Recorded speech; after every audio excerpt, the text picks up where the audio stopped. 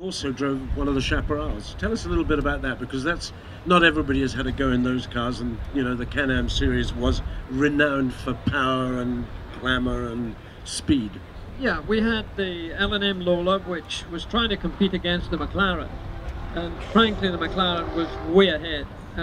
Eric Broadley, a lovely man, the creator of Lola cars and the designer, never quite got that car right, and it was a monster to drive. A very short wheelbase, which means it's very twitchy. A long wheelbase car is a lot more forgiving. You can take liberties with it.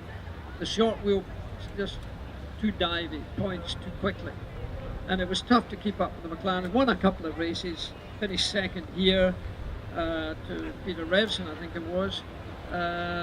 Won at Monterey and won in Mid-Ohio, I think.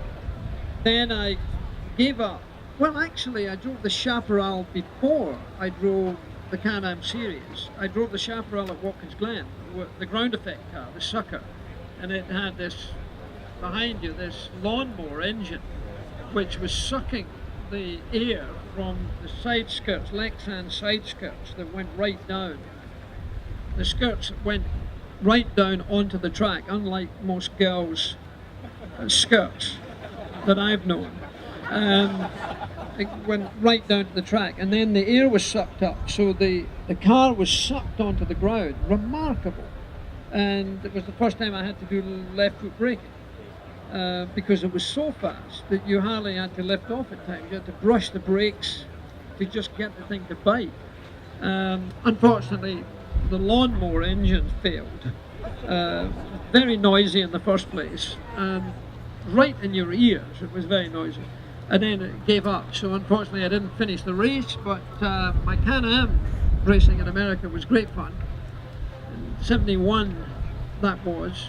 I didn't win the Can-Am. I think I was second in the Can-Am championship, second or third, I can't remember. But I know that I travelled the Atlantic. That year I was working for ABC's Wide World of Sports with Jim McKay and the team, Keith Jackson and these people. I crossed the Atlantic 86 times that year and won the World Championship, and you know, did all the other things.